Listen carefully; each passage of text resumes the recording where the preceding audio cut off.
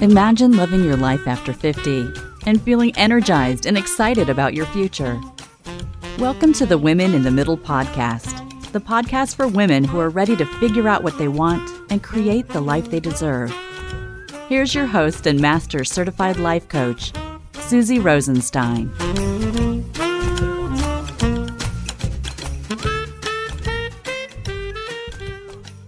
Hey there, welcome back to the podcast, Women in the Middle. I'm your host, Susie Rosenstein, your Master Certified Coach and Midlife Mentor. And once again, I'm so glad to be here with you for this week's episode, which is a little lighter, and I think you're going to like it. I think it's going to put a smile on your face. It's about what I think are the top 5 reasons to write letters again in midlife. What I mean is, today we're talking about you doing something again that you used to do. Think about it. It's something that you know about firsthand, something important, something you probably always valued, and something that you probably saved back in the day. Now, I've been thinking about all kinds of things I used to do when I was younger these days. Have you? I think it's because of all of the time at home during the pandemic, and there are definitely some parts of childhood each of us thinks of as comforting. Now, not all of childhood, I get it, but usually at least little snippets or habits or foods or hobbies, something like that. And these things have been making their way back into our house recently with a big smile on my face. First, there were Oreos and milk. Who remembers that? Then saltines. Then the clementines in a cup. Remember cracking that little plastic lid and sipping that syrup? Followed by grilled salami on the barbecue, and ordering some new makeup to play with. I'm super excited. Can't wait for it to come. The other thing I've been doing is doodling with a vengeance.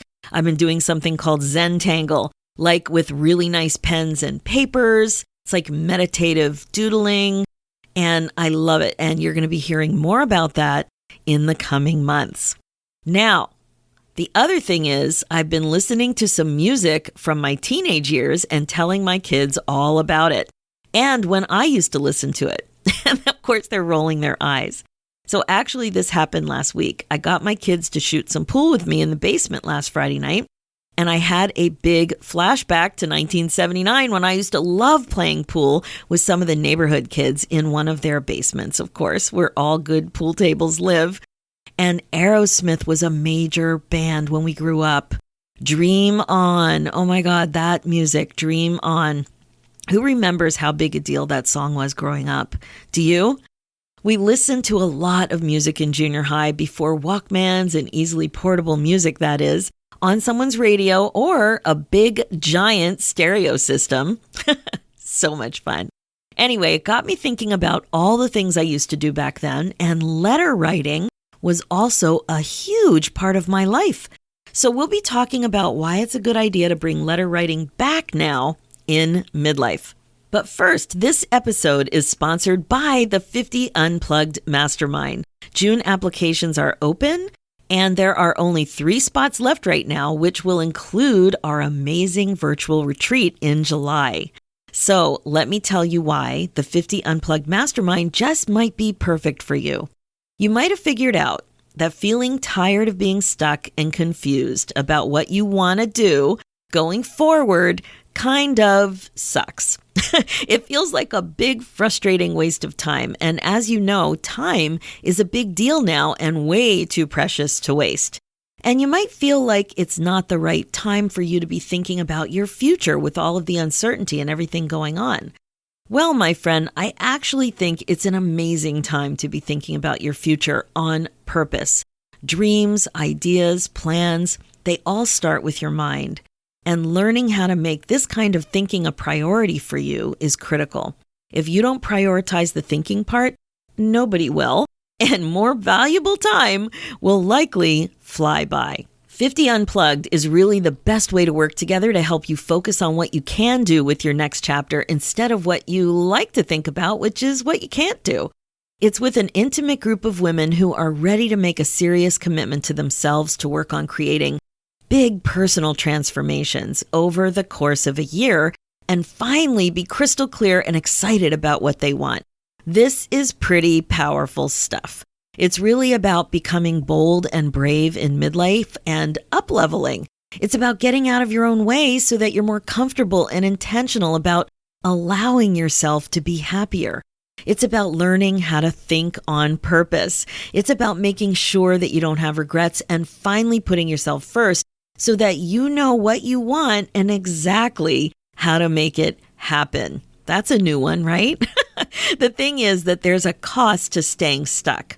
You probably sense this, so if you're ready to roll and do some serious but fun work on yourself to finally get out of your own way, head over to www.talktosusie.com, grab your free Kickstart call, and let's talk about if this mastermind is a good fit for you. Can't wait to see your name in my calendar. Okay, now let's dive into the good old days, when you had stationery and stamps and pen pals and learned to write cursive in class. Those were the days. We used to also write notes and pass them in the hallways at school, all folded up in those special ways. Do you remember that? They looked like little footballs. It's funny, a few years ago, I went home for a family visit and my mom still lives in the house and town that I grew up in Pennsylvania. I was greeted with a request. My mom said, "Come here, I want to show you something." I followed her upstairs into one of the bedrooms where she pointed out a pile of about 8 to 10 boxes from my childhood that she schlepped down from the attic and wanted me to go through. Oh my God, a veritable treasure trove of memorabilia from my childhood. First, I found a bunch of my favorite old shoes, including my favorite burgundy clogs from high school and my first pair of wedges. And then a bunch of little tchotchkes from my bookshelves, mostly little Snoopy statues and little jewelry boxes. Of course, there was my 7th grade diary too, lots of boy drama in there, but really interesting to read because it was the year that my dad died and I really don't have a lot of memories from that year. And pads of my calligraphy practice sheets. And then 2 big boxes, the ones that took hours to go through. First, the box of high school notes from friends and boyfriends. Some folded up tight the way we used to, and some unfolded and stacked neatly. Dozens and dozens of them, like an overwhelming amount of them. And then a big box of letters and cards. I couldn't believe what I had found and kept to find all these years later. These cards were mostly Ziggy and Snoopy. Remember how popular that was back then? And beautifully decorated envelopes. The letters were from a few distinct groups. Some were from pen pals that I had met on family vacations along the way. One from a cute boy in Hawaii. Lots from a sweet girl I met on a trip down the shore. That's the Jersey Shore for those of you who don't know what down the shore means. And tons of letters from several of my best buddies from high school. We wrote plenty of letters back and forth, right? When we went away to college. Can you imagine doing that? Nothing like this happens anymore. And then the cards from grandparents and my mom. So many. This was back in the day. Also sisters too. This was back in the day when there were no cheap phone plans and no internet. So if you wanted to keep up with someone, you had to make an effort. And that's what I want to talk to you about right now. Why you should bring letter writing back into your life is because of 5 main things. I really think there are 5 amazing reasons that you should consider writing letters again in midlife. So here we go. The first reason is because writing letters takes you being intentional. Yep, the writing a letter concept is a little bit different than sending a text. I think on the effort scale, the easiest thing might actually start with a text and then maybe a spontaneous FaceTime. And then continuing to take a little more effort would be maybe like a phone call. And then the most effort I really do think would be writing a letter. What do you think? Do you agree with that? Do you even get letters anymore? You need a whole bunch of things to make this happen. You need paper, an envelope. You need to know where the address is or you know, where you wrote it down or if it's in your phone. You need some time, and then you need some time to actually mail the letter. That's substantially more time than looking up a quick contact in your phone and sending a quick note. right? I only have one friend anymore who writes me a letter once a year on my birthday. She doesn't just send a card. She actually writes something, and she even usually puts some stickers inside. It's so fun. I write to her as well. And of course, my mom still sends me a birthday card, and I appreciate it so much. Now, I used to send a yearly New Year's greeting newsletter, and I did so for years. I think 25 years or 30 years. But I haven't even done that the last couple of years. I used to get several of these regularly myself, but this year I only got one. How about that? I wasn't even really intentional that this long-standing tradition was going to end. It just happened. Now, don't get me wrong. I'm not saying that you don't make an effort to connect with your people in some way, at least on Facebook. Most of us at least do it on Facebook. But how often are you making some real effort to stay in touch and communicate some personal information about your life and your thoughts to someone that you care about in a written format, handwritten, that is? I think it's pretty safe to say that there aren't a lot of letters being written anymore, perhaps the odd thank you note, but even that's happening more and more on email these days or in a text. So being more and more intentional, I think, is a really good thing, especially in midlife. And that is something to think about. Number 2 is I think that writing letters is really personal. Here's what I mean. When you write a letter, you totally slow down. You're in the present moment. It's super intentional about the task at hand and in your hand, in that you're not communicating in between other tasks and errands on the go, on the phone, especially when you're in a line at the grocery store or answering in a voice text while you're at a stoplight, in the car, right? You're doing this one thing. Now, okay, you might be listening to music, but it's a whole different experience. And you're more personally connected to yourself and your thoughts about the other person. Being more personal, more vulnerable, and more present are very good things. Number 3, writing a letter is totally fun. Think back to how much fun it used to be to run to the mailbox and see if you got mail. The unique stamps were fun. The stickers we used to put on the envelopes were fun. Maybe you had fun with a rubber stamp. I had this one adorable hippo stamp that I just loved putting on the front of the envelope with a funny little thought bubble, and then I would write in the thought bubble. The excitement was fun. Nothing like that is happening anymore. Mail is boring. Lots of flyers and real estate cards, bills, of course. If you haven't gone completely paperless yet, that is. Some magazines and catalogs, they're fun, but not the personal mail we used to get from days gone by. Cards were plentiful. I loved getting cards, buying cards, and even saving cards. I made sure to buy cards when I was on vacation, too. It's something my grandmother used to do as well. She had a special box on a bedroom shelf, and she used to let me look at all of the cards. They were so pretty. I just loved it. So when you send a letter, you create the opportunity to have more fun for yourself and for the person who gets to get all warm and fuzzy from receiving the thing that you mailed to them. You thought of them and they felt it. All right, number 4, writing a letter is unique and special. And I might add, handwritten cards and letters from loved ones are probably special and sentimental enough to keep. Think about that. Having something that someone else has written to you personally is exceptionally special. Perhaps even treasured, especially from someone who may not be here anymore, like your grandparents. Grandparents loved writing letters. So many of them did.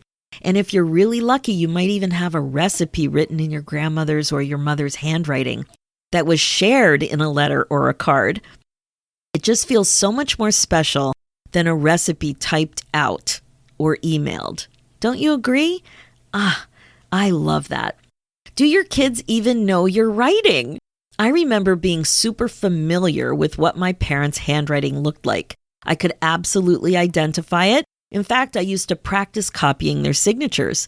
I also remember trying to develop my own signature. Did you do that? Should I write so that the letters slant to the right or to the left or straight up and down? What kind of flourish should I give my signature? What about my signature was uniquely mine? I don't know that my kids have seen enough of my actual handwriting to recognize it as uniquely mine. There's something about the idea that you are sitting down to write to this person, to take the time to put pen to paper, to prioritize the words and the effort. It is unique for sure. And the fifth reason is because it feels amazing. Staying in touch with people is something we say we value, but when it comes to prioritizing the actual action of staying in touch, it's easy to fall flat. Interesting enough, staying in touch with friends and having the courage to actually express your feelings helps you regret-proof your life, because there are two of the most common regrets that people can have: staying in touch with friends and having the courage to actually express your feelings. They are a big deal when it comes to regret proofing. When you write a letter, not only does it feel amazing for you, but it also feels amazing knowing that someone you care about is going to smile when they receive that letter and feel good. It's an amazing way for you to give of yourself genuinely and authentically. How great is that? So there you have it, my friend. The top 5 reasons to write letters again in midlife. It's intentional, it's personal, it's fun, it's unique, and perhaps even a meaningful keepsake, and it feels amazing. I love the idea of regret-proofing your life. If you really think about it, do you want the chance to express yourself to special people in your life in writing? If you do, you're going to have to prioritize it and commit to it, or it will never happen. And if you don't, ask yourself why. What do you make this sort of effort mean? Who is worth the effort in your life? There's no right or wrong answer, but it's important to like your reasons, and not having a mailing address isn't a good enough reason. I don't think so. So treat yourself and treat these amazing people in your life. Buy some gorgeous stationery, buy some fun cards, buy a beautiful pen, purchase some interesting stamps, schedule some time in your calendar. Make yourself a delicious cup of coffee or tea, sit down in a comfortable seat with some music on, no distractions, and write. Enjoy each word. Take your time. Savor your thoughts about this person and enjoy the whole experience. A handwritten letter really is the gift that keeps on giving. And what do you know? It starts with giving the gift of thinking about someone special in your life to yourself. That is a beautiful thing. That's it for this episode. My focus as a midlife coach is to help you waste less time spinning and feeling stuck. It's time to get excited about your life again. Being the queen of your brain domain is the best way to be. Check out the show notes with more information and links at SusieRosenstein.com. Download my free ebook, 9 Secrets to Get Unstuck in Your 50s at www.SusieRosenstein.com/9 secrets. Want to connect with me more in the future? Join the free Women in the Middle community Facebook group where we continue the podcast conversation at facebook.com/groups/Women in the Middle community. And you can apply for the 50 Unplugged Mastermind. It might be just what you're looking for. It's an amazing way to work with me directly and get unbelievably effective coaching to take you from being stuck and confused to being crystal clear and excited about your future. Book your free call at www.talktosusie.com. Let's do this, ladies. It's time for you to put yourself first, one thought at a time. Thanks so much for listening, and I'll talk to you next week.